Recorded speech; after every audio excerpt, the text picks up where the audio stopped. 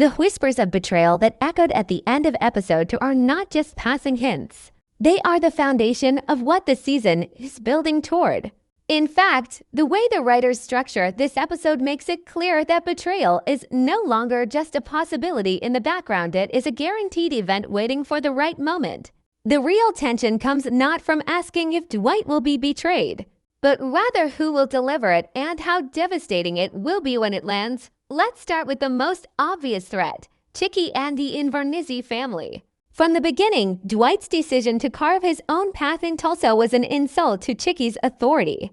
Every time Dwight grows stronger, Chickie grows more restless. In episode 2, we see traces of Chickie's influence reaching further than Dwight expects, showing us that the old ties to New York are not just cut, they are bleeding into his new empire. Chickie doesn't need to send an army to destroy Dwight.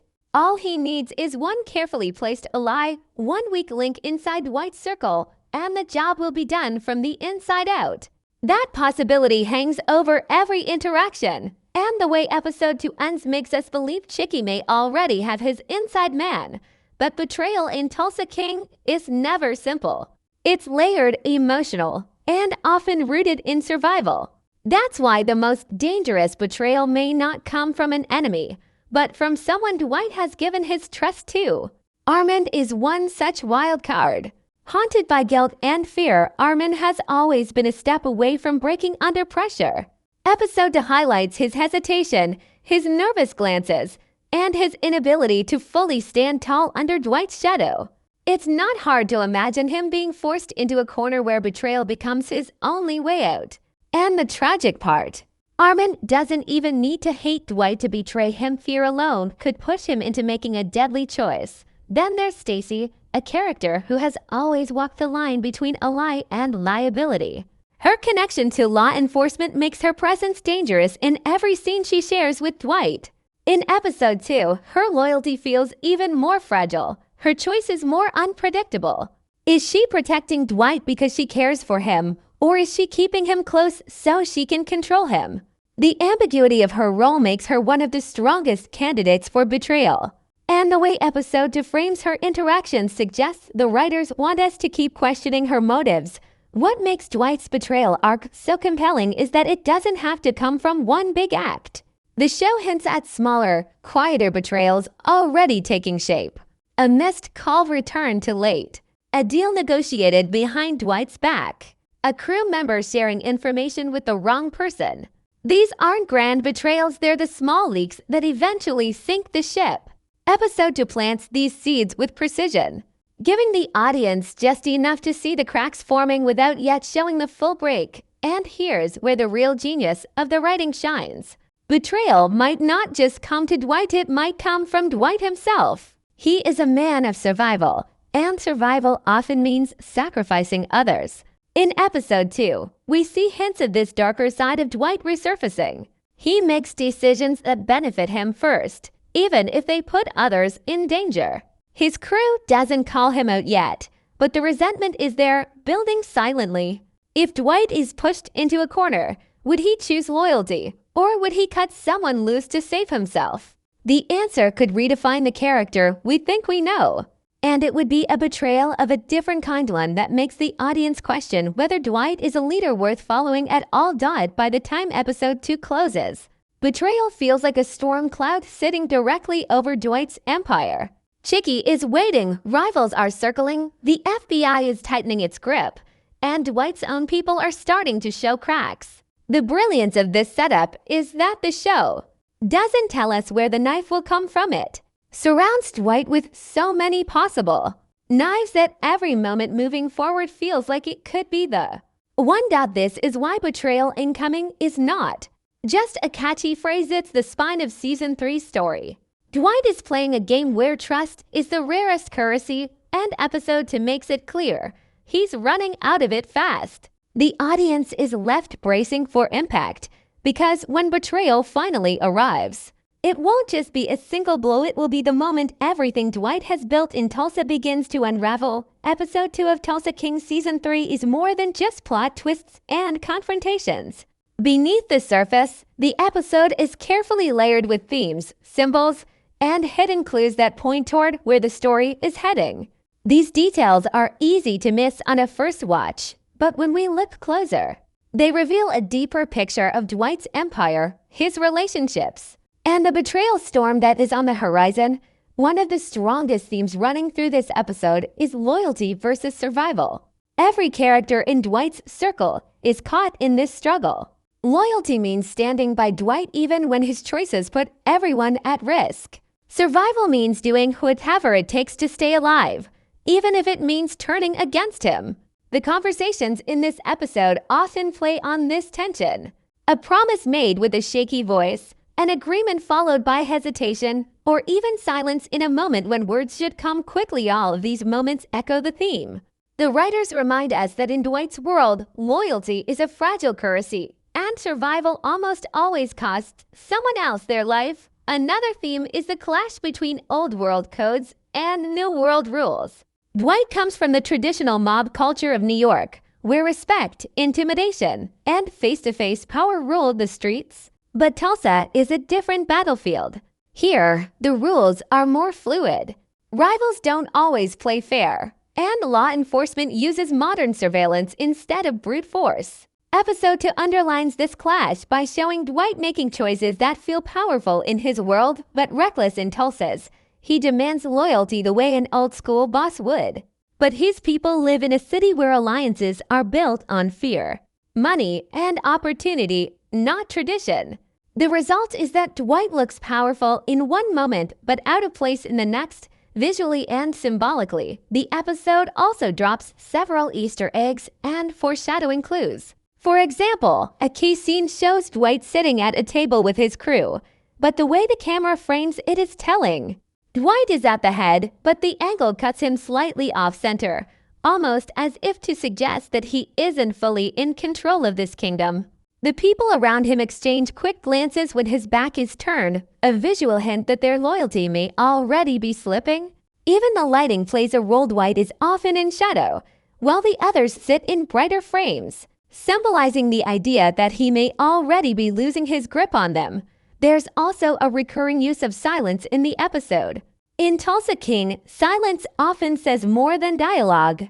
In episode 2, we get several pauses in conversation that stretch just a little longer than expected. Those silences feel like invisible cracks forming in the foundation of Dwight's empire. When someone hesitates before answering Dwight, it tells us everything. They are thinking of another option, another loyalty, another way out. That hesitation is betrayal in its earliest form. Another subtle detail is the way Dwight interacts with Stacy. Their conversations carry a layered double meaning. On the surface, they look like two people with mutual respect and maybe even a spark of care for each other. But underneath, every word feels like a negotiation. Episode 2 uses their dynamic to reinforce the theme that nothing in Dwight's world can be trusted at face value. Even affection can hide danger, and even trust can be used as leverage. And then there's the symbolism of deals and promises.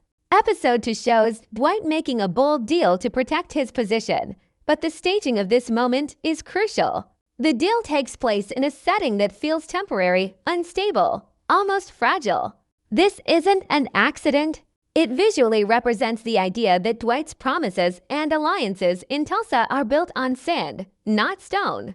The writers are foreshadowing that this deal, like many others in Dwight's story, is doomed to collapse. Finally, the thematic breakdown wouldn't be complete without looking at the shadow of betrayal itself. Every element in episode 2, from the way characters speak, to the way they move, to the spaces between their words, carries the quiet hum of betrayal waiting to happen.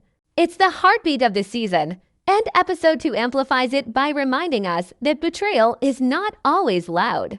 It doesn't always come with bullets or shouts. Sometimes it begins with a pause, a look, or a promise broken in silence. That's the true brilliance of the writing. The audience is made to feel uneasy, as though they themselves are being betrayed by the calm surface of the story. In short, episode 2 is a carefully constructed puzzle.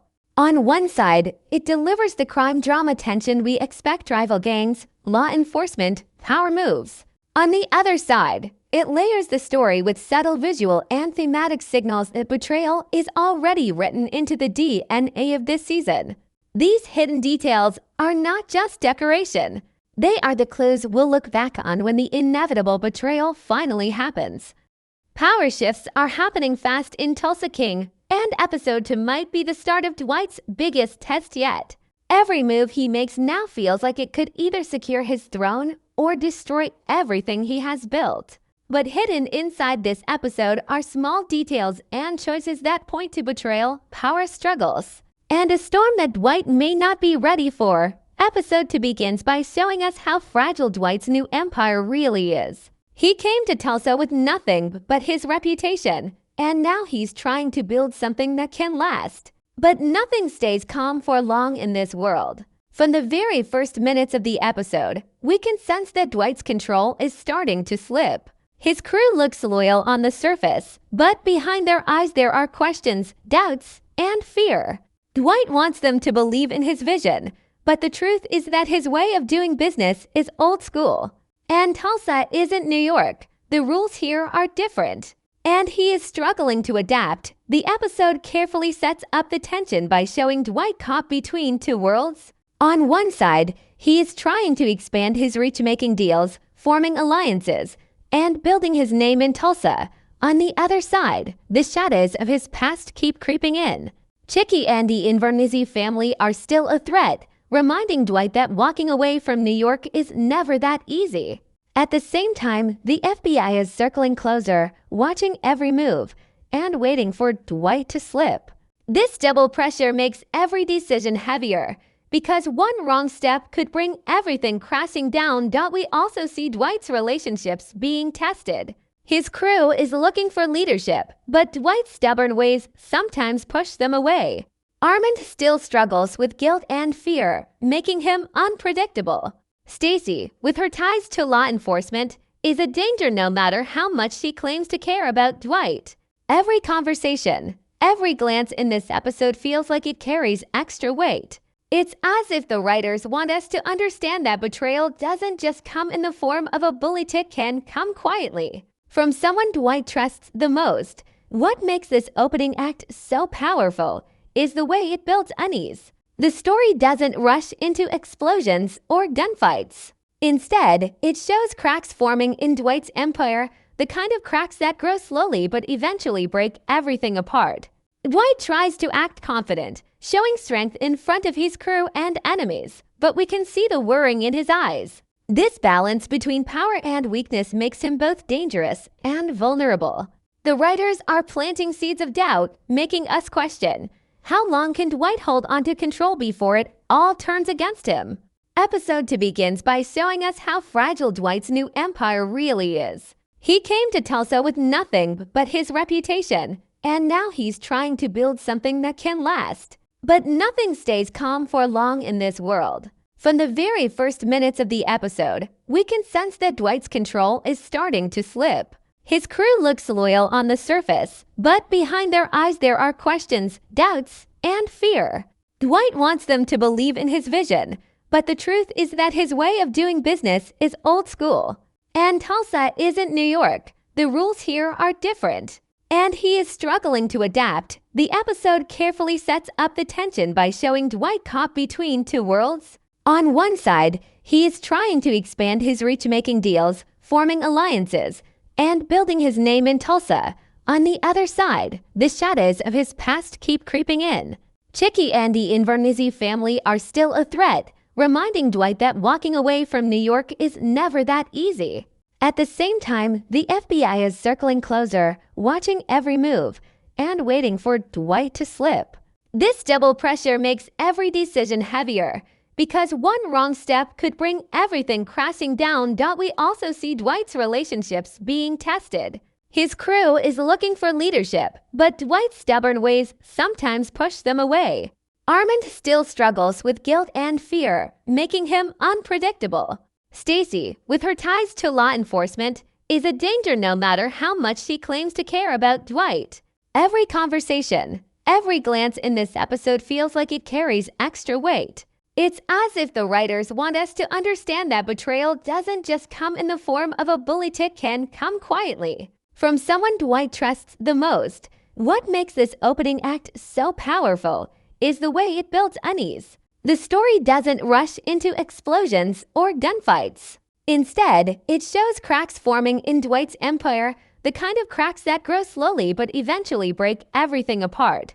Dwight tries to act confident, showing strength in front of his crew and enemies, but we can see the worrying in his eyes. This balance between power and weakness makes him both dangerous and vulnerable. The writers are planting seeds of doubt, making us question, how long can Dwight hold onto control before it all turns against him? The ending of episode 2 doesn't just close a chapter, it reshapes everything. We thought we knew about Dwight's position in Tulsa. What makes this ending powerful is not only the action itself, but the way it is staged to feel inevitable. As if every choice Dwight made since stepping off that bus in season 1 has led him to this moment. The writers don't spell things out, but they leave us with enough breadcrumbs to realize that Dwight's empire is standing on shaky ground. And betrayal is no longer a possibility, it's a promise. The final act of the episode builds slowly, almost deceptively calm at first. We see Dwight sitting in what should be a moment of control, but the mood in the room tells another story. Conversations feel clipped, glances are exchanged too quickly, and silence lingers just a little too long. These small choices in direction and performance show us what Dwight cannot or refuses to see. His crew's loyalty is fractured. He is still the king, but his crown no longer shines as bright. Then the tension sharpens. Dwight confronts one of the rival crews, delivering a classic Stallone moment of intimidation, showing us the sharp edge of the man who built his reputation in New York. It's supposed to be a warning shot, a declaration that he won't bend or bow. But instead of restoring fear, this confrontation only exposes the growing resistance against him. The rivals don't back down. They smirk, they stall, and most importantly, they hint that Dwight has enemies not only in the streets, but also within his own circle. It's here the betrayal theme explodes onto the screen, not with gunfire, but with words carefully designed to rattle Dwight's confidence. As the scene unfolds, Dwight makes a choice that feels both bold and reckless. He strikes a deal that looks strong on paper but carries the weight of desperation. It's the kind of move that tells us he's no longer playing purely from a position of power. He's reacting, trying to keep the walls from closing in. The deal might buy him time, but it also signals to the audience that Dwight is stepping into a trap, whether he realizes it or not. The real gut punch comes in the final minutes of the episode. A private meeting between two characters Dwight considers part of his trusted circle reveals a crack in the armor that can no longer be ignored. Their whispered exchange doesn't reveal everything, but it confirms enough. Someone close to Dwight is weighing the cost of loyalty against the promise of survival. It's subtle, it's quiet, and it's devastating because it turns the question from will Dwight be betrayed to when will the knife land? Thematically, this ending is genius because it mirrors Dwight's own blind spots. He sees betrayal as something that happens in back alleys or in gunfights, but here it happens in the smallest of moments: a hesitation, a side glance, a hidden conversation. Dwight's old-school instincts are sharp, but the new world he's in plays by different rules. Tulsa isn't New York. It's not about who shouts the loudest or hits the hardest. It's about patience, pressure, and knowing when to strike. His enemies understand this, and slowly, painfully, we realize that Dwight may not die by the time the credits roll. The atmosphere is heavy with dread. We don't need a cliffhanger explosion or a bloody shootout. The betrayal is already alive in the air. The writers make sure the audience leaves episode 2 with one haunting question: who will Dwight lose first, and will he even see it coming? The calmness of the ending only amplifies that sense of unease. It's not the chaos that's scary, it's the silence before the chaos breaks loose. This ending explained section isn't just about the scene we watched, it's about the road it opens. Dwight has survived prison, rival families, and the harsh streets of New York, but now he faces something deadlier: the quiet erosion of trust within his own ranks. That's the real cliffhanger. And it makes episode to one of the most chilling setups yet for the rest of the season.